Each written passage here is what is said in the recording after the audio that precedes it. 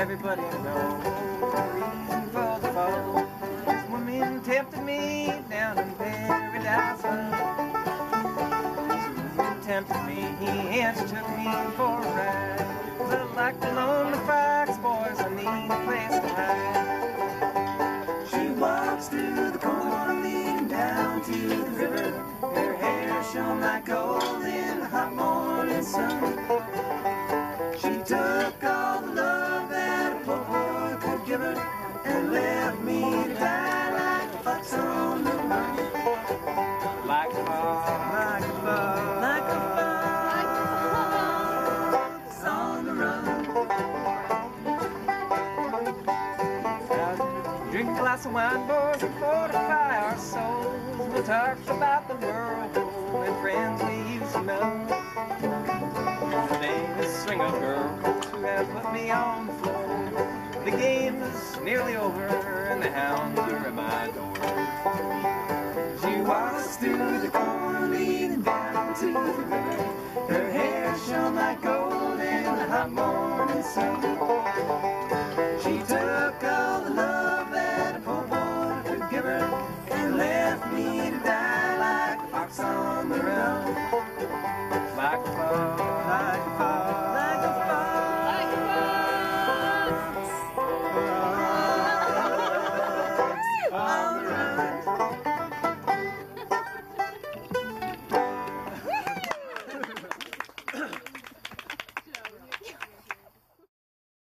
Hello everyone, and welcome to the Nature Nerds. In this edition, we are going to be highlighting the butterflies of the Bullitt Reservation here in Ashfield, Massachusetts. The property is owned and wonderfully managed by the trustees of reservations, and it's over 200 acres of conserved land. Forests and fields abound, and so do the butterflies, and that's what we're going to be looking at today. But first, a Nature Nerds quiz.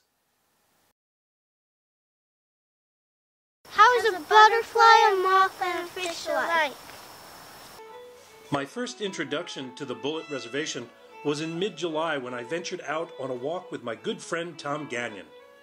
He took a crew of us nature nerds to look at butterflies and bobolinks. If there's one guy you want when you go out looking for butterflies, it's Tom. He is an amazing butterflyer. No, not the swimmer, the naturalist. He is 100% nature nerd. What I wanted everyone to see was the Baltimore checker spots, but it was a little chilly when we first arrived here, so we're only seeing wood nymphs right now.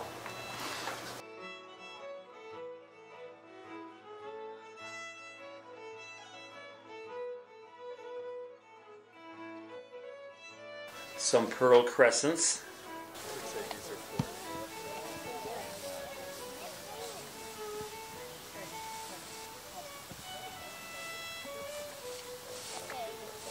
We even saw a huge spider with her young. Boy, that thing is scary. There you go. I wonder what percentage of those little things survive.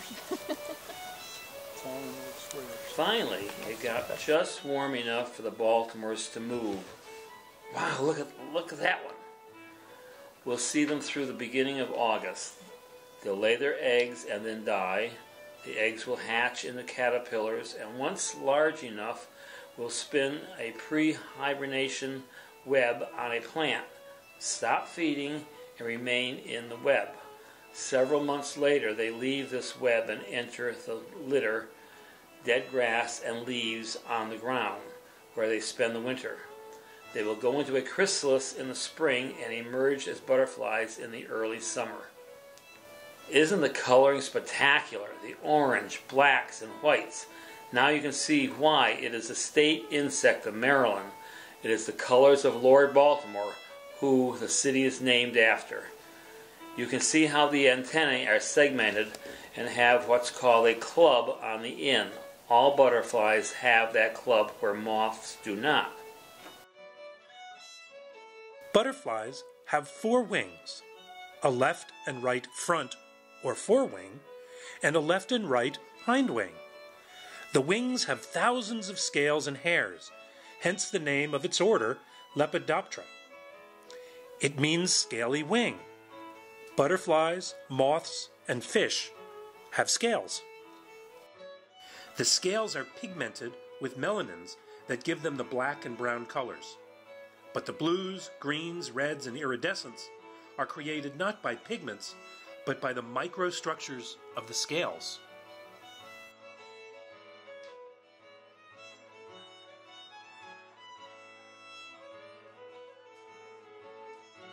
Often the scales have ultraviolet patterns that can only be seen by the compound eyes of other butterflies.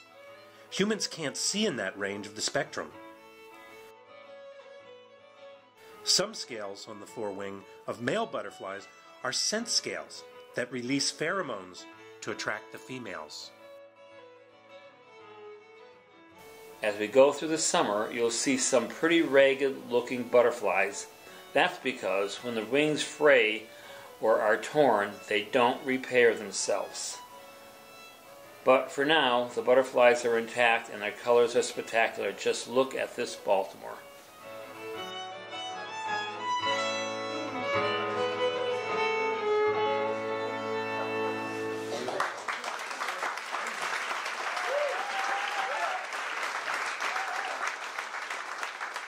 Hello everyone, I'm here with Emmett Van Drysch, and he is the property steward? Correct. Of the Bullitt Reservation. Can you tell us a little bit about the reservation? Sure. The Bullitt Reservation was donated to the trustees of reservations 5 years ago now. And originally it belonged to the Bullitt family, and they had cobbled it together from 3 different farms extending over into Conway.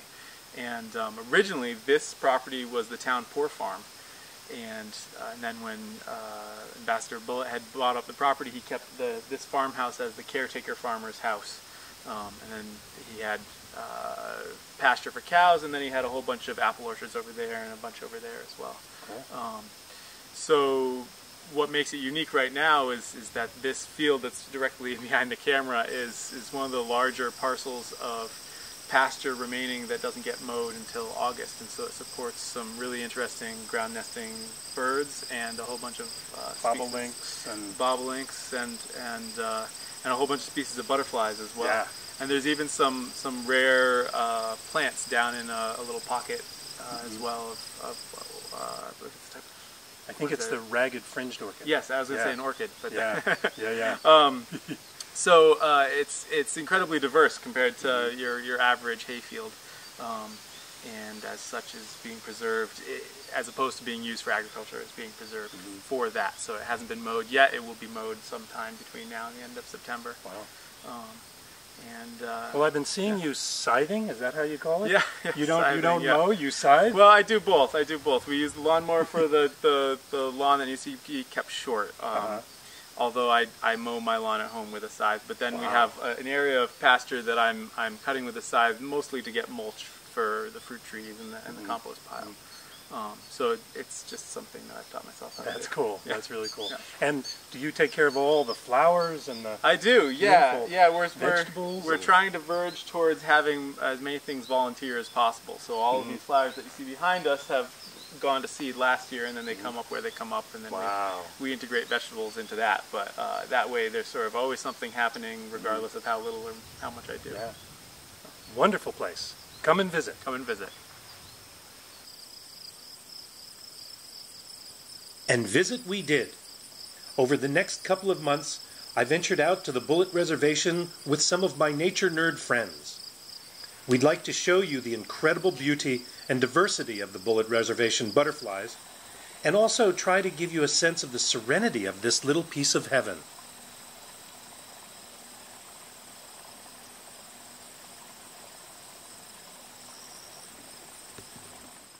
Hey everybody, my name's Ann. I'm up at the Bullitt Reservation with my good friend John, and we've had another great day up here. It's been a fantastic summer. And here we are in the garden, right next to the old farmhouse. And there's always something happening up here. You'd never be bored.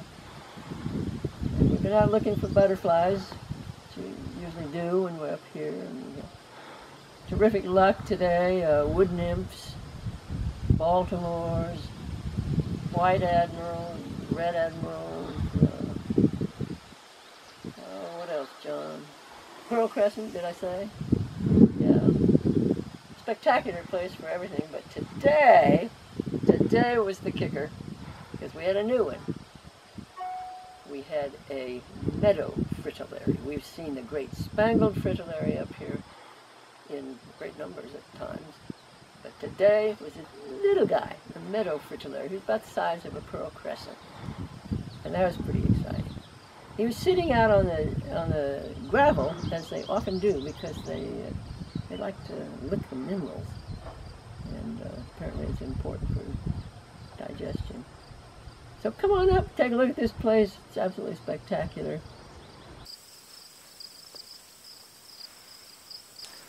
To really understand how diminutive the meadow fritillary is, you should first see its cousin, who has one of the best butterfly names, the great spangled fritillary. And boy, does it live up to its name. Their wingspan can get up to 3.5 inches, with orange on the top, with dots and dashes decorating the outer wing. Underneath, the orange is more subdued, with silver triangles and geometric shapes following the swath of the hind wing. The great spangled mates in June or July and lays eggs on or near violets in August and September. The black with orange tipped caterpillars overwinter until spring, when they eat the young violet leaves before going into their chrysalis stage. The meadow fritillary is about as large as a pearl crescent, with a 2-inch wingspan at the most. Their orange uppers are darker and more intense than the great spangled. Underneath, their hind wing is more colorful, with even dashes of pink. They too overwinter in New England as caterpillars, ready to go into the chrysalis in early spring, and then emerge as butterflies in June and July.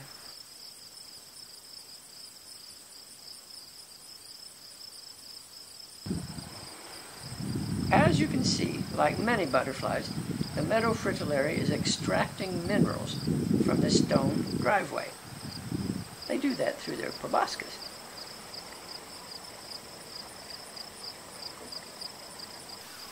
Another group of butterflies we have seen are the admirals. The red admiral can be recognized by the black wing with a red splash of color that goes across its forewing and onto the outer edge of the hind wing.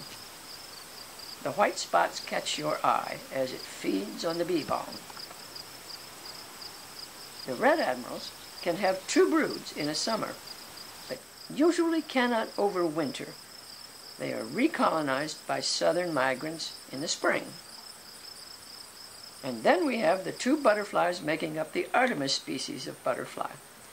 The white admiral, with its beautiful blue upper and great swath of white, both on the upper and lower wings, is the most northern subspecies, ranging from northern Pennsylvania to Nova Scotia. It holds the unofficial title of Insect of Quebec. Its cousin, the red-spotted purple, has a more intense blue on its uppers without any white swath. It mimics the poisonous pipe-vine swallowtail to deter predators.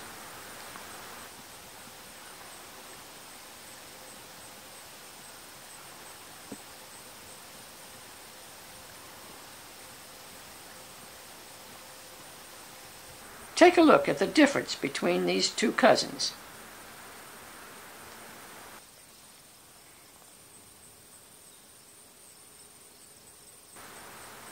Luckily, their ranges overlap in Massachusetts, so we can see both subspecies here at the Bullitt Reservation.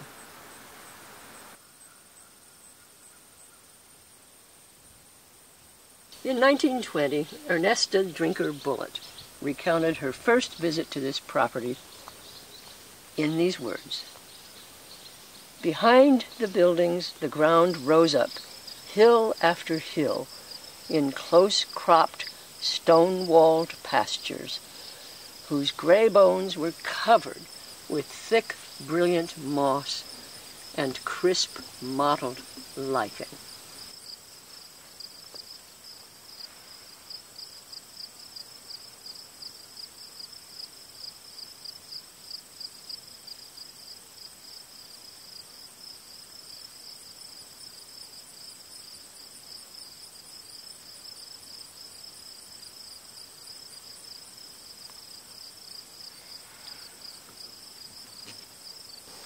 On my trip to the reservation, we saw common ringlets everywhere we went. They were bouncing from flower to flower.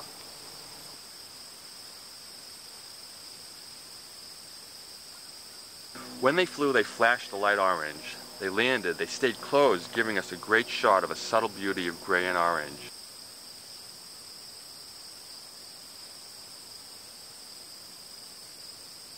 It is sometimes called the lodge heath or prairie ringlets.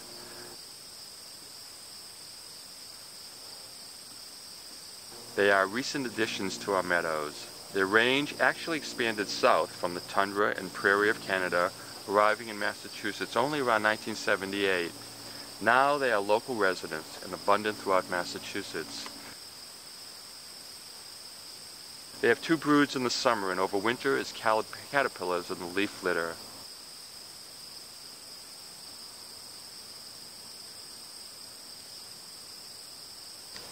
The meadow sweet was blooming, as was the Joe Pye weed.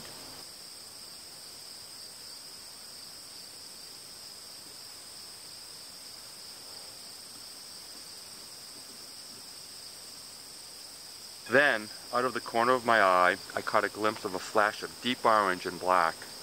It was definitely not a ringlet. Yes, royalty had entered the glade. A monarch in all its splendor, relaxed and confident. When it landed, we could tell that it was just out of its chrysalis. The colors were deep orange and black, and it looked moist, a sure sign of our monarch was new to the world as a butterfly. This butterfly is definitely of royal blood. Just look at the colors. This monarch is probably the 3rd generation since its predecessor left Mexico in the spring. Incredibly, this butterfly will migrate to a very particular area of Mexico this fall, even though it has never been to Mexico.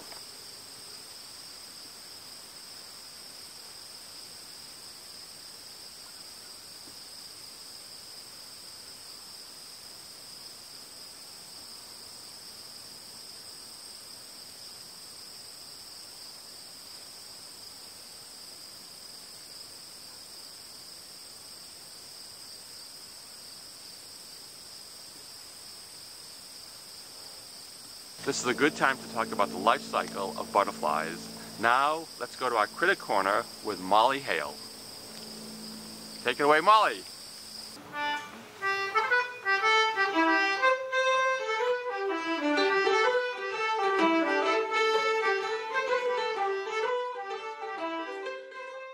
Thanks, David. Welcome to Critter Corner. I'm Molly Hale. Each kind of butterfly has its own particular breeding pattern. The wood nymph, for example, breeds several times during the summer and then disperses locally. Baltimore checker spots have 1 brood and overwinter as caterpillars, while butterflies like the monarch that migrate to New England from Mexico go through the breeding process 2 or 3 times, like an intergenerational relay race. Like David said, the monarchs we see here in New England are the 2nd or 3rd generation of the summer. However, all butterflies have the same process of metamorphosis. Males fertilize eggs within females. Eggs are usually then laid on a specific plant so that when they hatch into larvae or caterpillars, they can eat the nutritious plant right away. Depending on the species, the caterpillar stage can last as little as 10 days, or they wait until the spring and enter a chrysalis, also known as the pupa stage. This monarch caterpillar will eat the milkweed for a couple of weeks before it goes into its chrysalis. Eating milkweed makes the monarch taste bad to some predators and toxic to others. At some point, the caterpillar goes into the pupa stage, creating a chrysalis in which to change into a butterfly. Here, a monarch forms its chrysalis.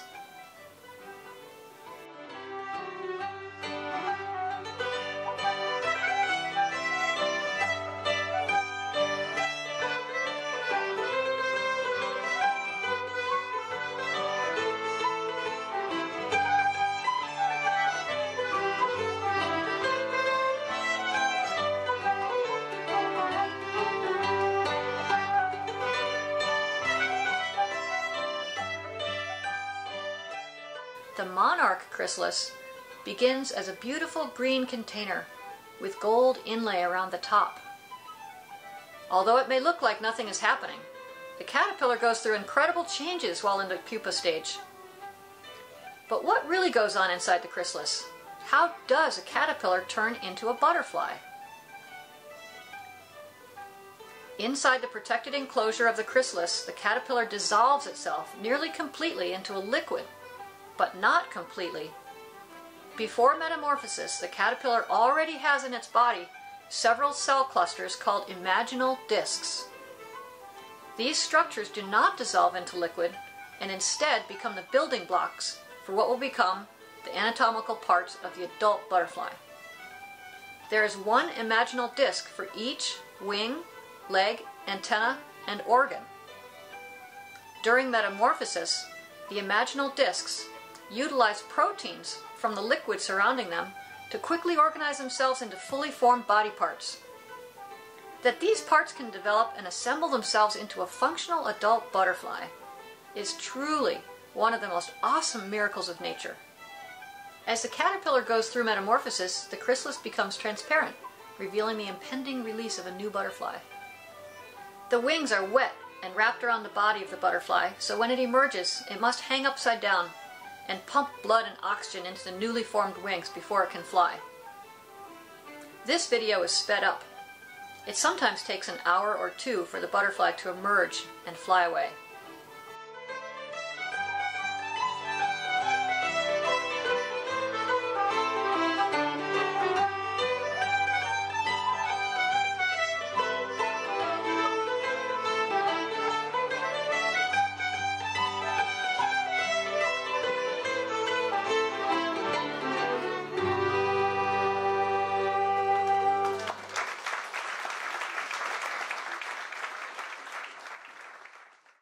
Okay, there you have the incredible metamorphosis of the butterfly. First, fertilization, and then laying of eggs. Next comes the caterpillar, or larvae stage, and then the chrysalis, or pupa. And then, finally, the butterfly. When I visited the reservation with Michael Wojcik and his kids, Leo and Luna, I found that they had already visited the Bullitt. Now this is a nature nerd family. They wanted to show me the pebble. Someone had a very good sense of humor, and they were in on the joke because the pebble turned out to be a huge glacial erratic left by the Laurentide Glacier when it retreated 19,000 years ago. The boulder could have been from as far away as Nova Scotia, dragged here by the glacier. The pressure of the glacier caused other stones like granite to be pressed into the erratic. And now, some butterfly humor from Leo and Luna. Why didn't the butterfly go to the dance? Because it was a mothball. Why did the girl throw the butter out the window? Because she wanted to see a butterfly. What's worse than a caterpillar in your apple? A half a caterpillar in your apple. Good. Ew. Seriously, we did see some great butterflies on our visit. The pearl crescents were great.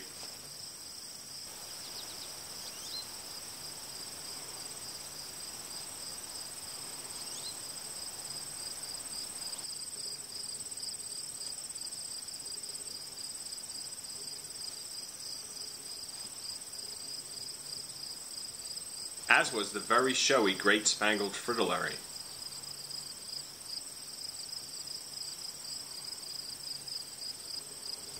Like Anne said, you can see this one using its proboscis to suck the nectar out of the flower like a straw.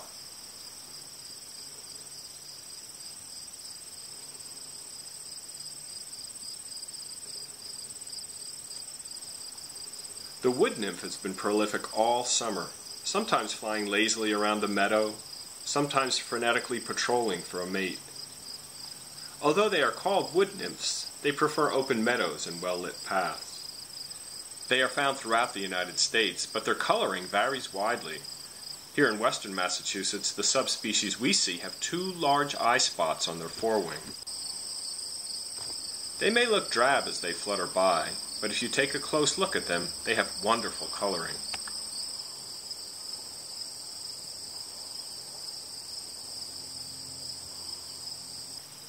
Look at the iridescence of this one.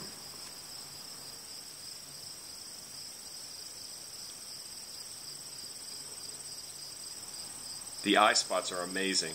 Look at how blue the center of this one is.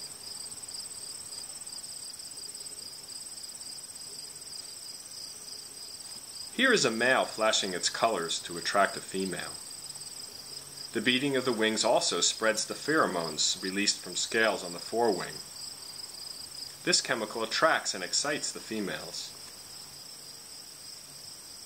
The male and female mate side by side. Then the female deposits one egg on the leaf.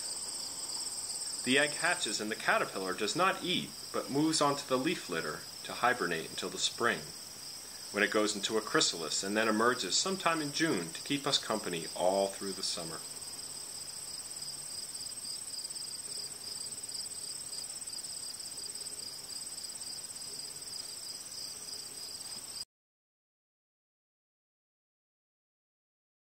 Do you know that a group of butterflies is called a bonanza, a rhapsody, a flutter, or my favorite, a kaleidoscope?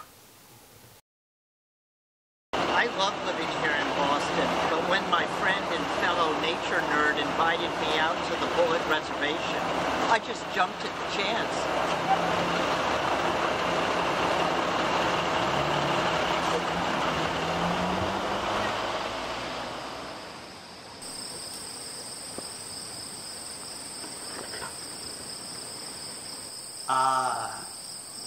The late summer crickets going in the meadows were music to my ears. I had a wonderful time photographing wood nymphs and common ringlets.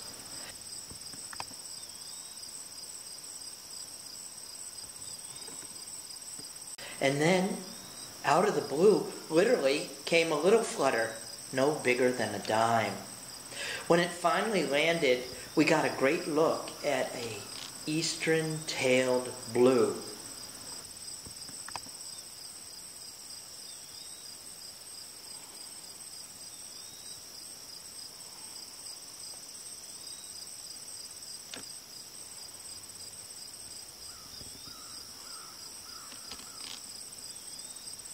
You can see the very small tails at the end of his hind wing.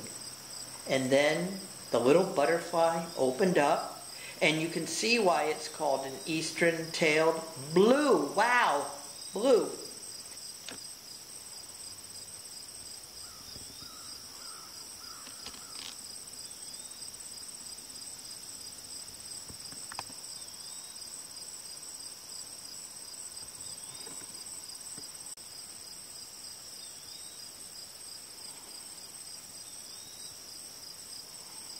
In males, the upper wing is brightly colored and iridescent. The underwing patterns of both sexes are spotted. Scientists believe that the small-tailed butterflies, like the eastern-tailed blue, move their hind wings together to focus predators on their eye spots and their small tails that resemble antennae.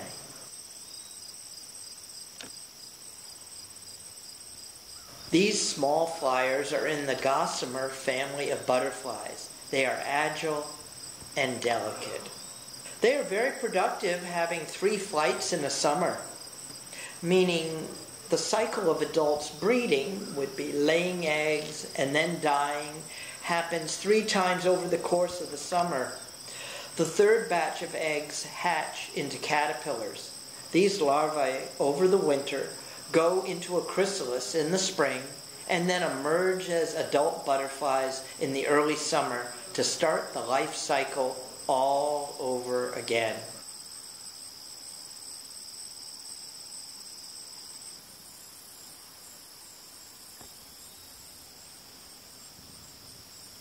What a stunning little butterfly, and what a wonderful reservation the trustees have created. Well, it's late August here at the Bullitt Reservation, and as you can see, most of the grasses have gone to seed. Even the milkweed pods are ready to burst and put their seeds out into the world.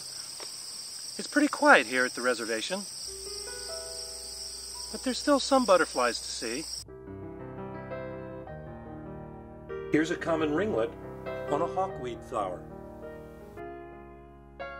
The fall asters are starting to bloom.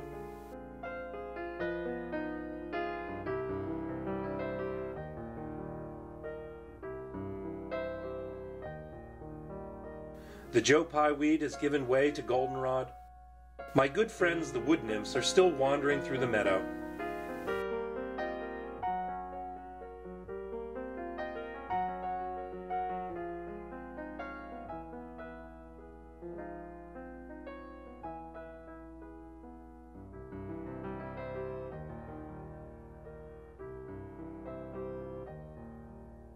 And clouded sulfurs and cabbage whites abound.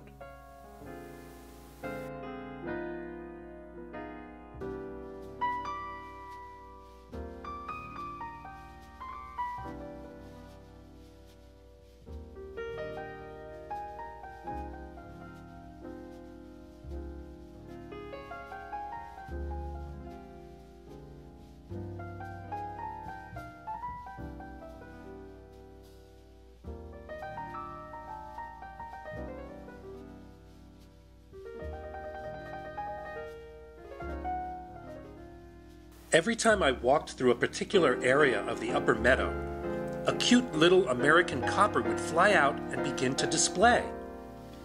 I found out later that male American coppers stake out a territory all summer, and when anything goes through their territory, it makes a challenge by displaying.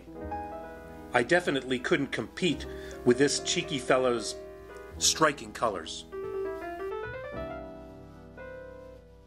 On one occasion, as he was flirting with a female that was hanging upside down, a rival male flew into his territory. A competition ensued for which male had the best display, and I got to see it.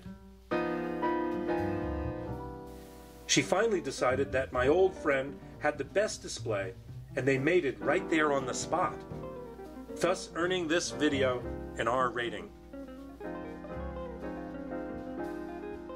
The American coppers are almost as small as the eastern-tailed blue and is just as productive, with 3 flights in the summer. The last caterpillar cycle in mid-September goes into the leaf litter to hibernate until spring.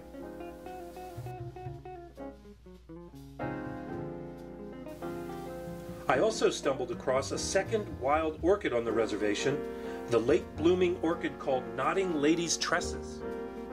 The nodding refers to the downward direction of the blooms, and the lady's tresses is an old reference to women's hair. The stalk intertwines to create a braided look. A hummingbird came by to see what I was up to.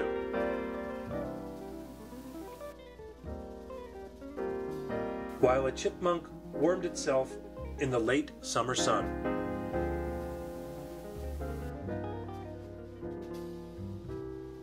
Here is a very worn pearl crescent, still displaying. They have 2 broods in a summer, so any egg to caterpillar now would overwinter and go into a chrysalis in the spring. And then a silver-spotted skipper came into view. It is the largest skipper in Massachusetts, but like all skippers, they can come and go very quickly. This one just vanished. And then something caught my eye that I thought was a monarch.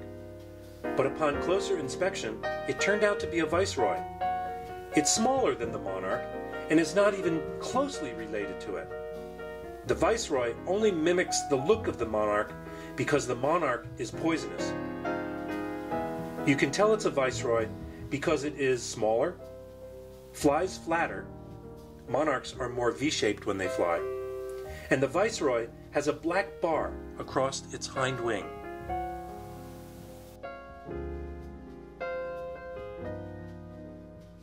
Then a black tiger swallowtail made its appearance.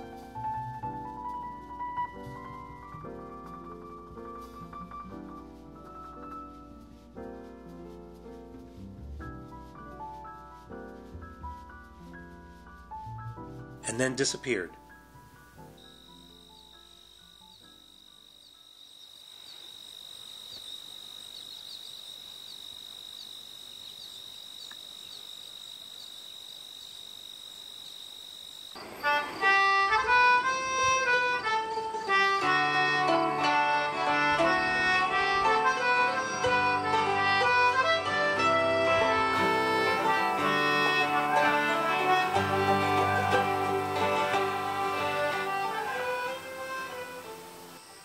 Well, the beautiful colors of the Bullitt butterflies have been replaced by the stunning fall foliage.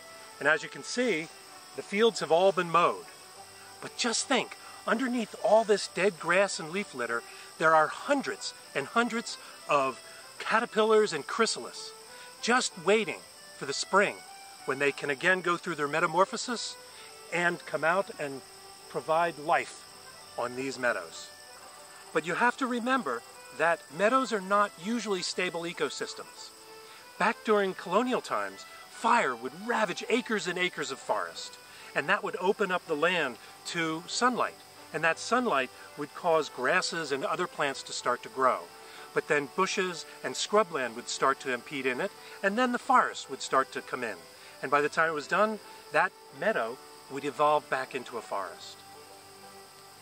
Beaver activity also did the same thing back then. Beaver would move in and dam up a stream, and the flooding would just flood all this acreage of forest. The trees would either die from flooding or they'd be eaten by the beaver. And then, once their food source was gone, the beaver would move on, and their dams would break eventually, and the water would start to shrink back into the stream, and that open area from all the dead trees would become a wet meadow, and then a dry meadow, and then slowly bushes and shrubland would start to impede, and then again the forest would start to close back in and evolve back into a major forest. In recent times, we have really limited forest fires and beaver activity, so meadows like this are not being created as much as they used to be. So a big thanks needs to go to the trustees for managing this area as a habitat for butterflies and also grassland birds. If they didn't mow this in the fall, it would become shrubland and bushes, and then it would start to grow up into the forest. But because they've mowed it, next spring we will have grassland, and we'll have butterflies and bobolinks and other animals that live within a meadow. Also, a shout out to Emmett for his gentle stewardship of this reservation.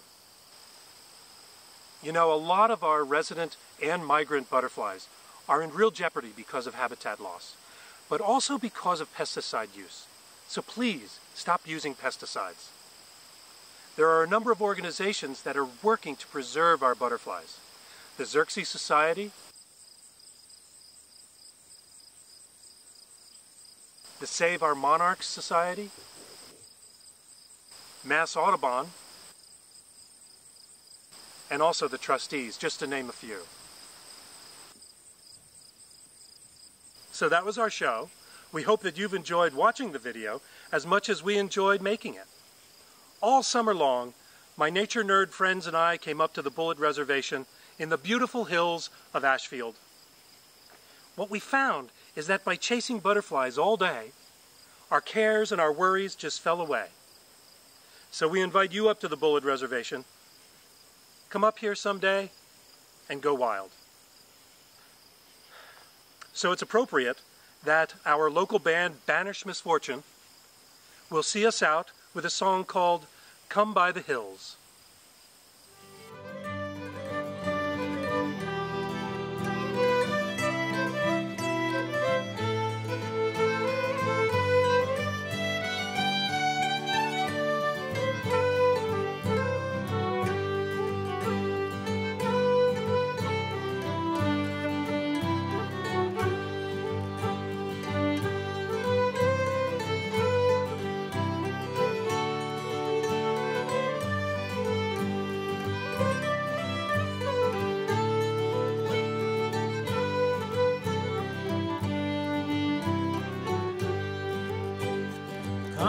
By the hill to the land where fancy is free, and stand where the peaks meet the sky, the lochs meet the sea, where the rivers run clear, the bracken is gold in the sun, and the cares of tomorrow can wait till this day is done.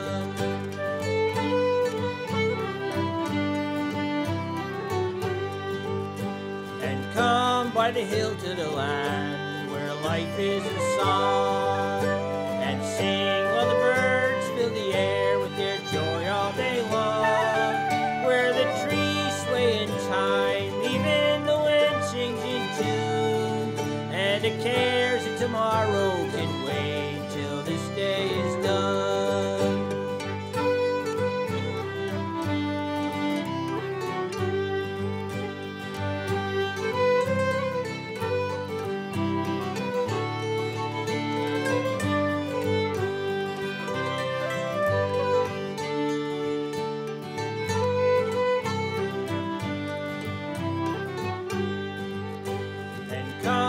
by the hill to the land where the legends remain, where the stories of old fill their hearts and yet come again, where the past has been lost, future is yet to be won, and the cares of tomorrow can wait till this day is done.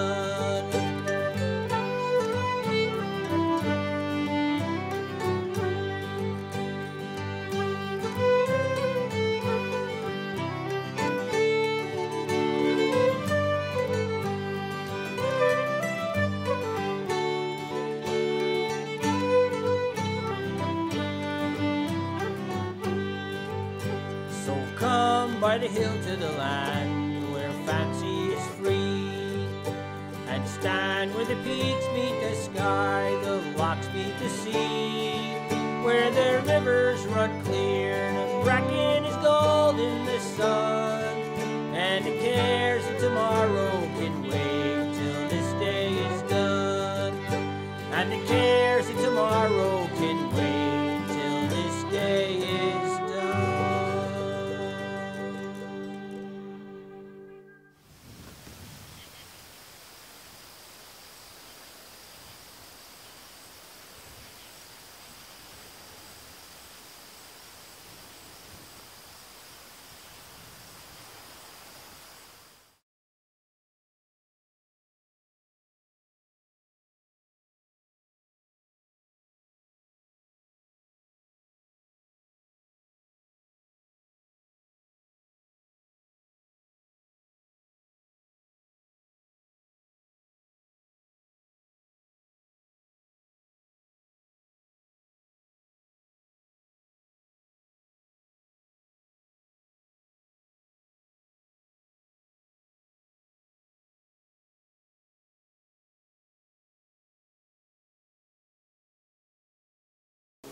You know, this is a good time to talk about the lifestyle.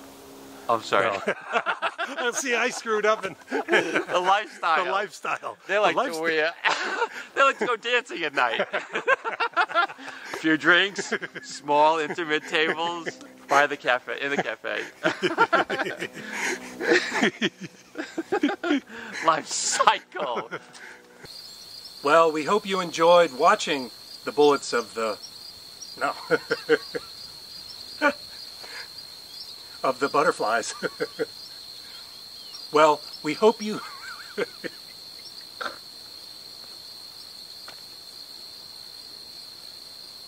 Okay, take 17. Take 28. Let's try it again. Half of a caterpillar in your apple. Half of a caterpillar. Yeah, half of a caterpillar in your apple. Half of a caterpillar in your apple. Oh, what? It's worse than half a caterpillar in your apple. So what's worse than a caterpillar in your apple? Oh,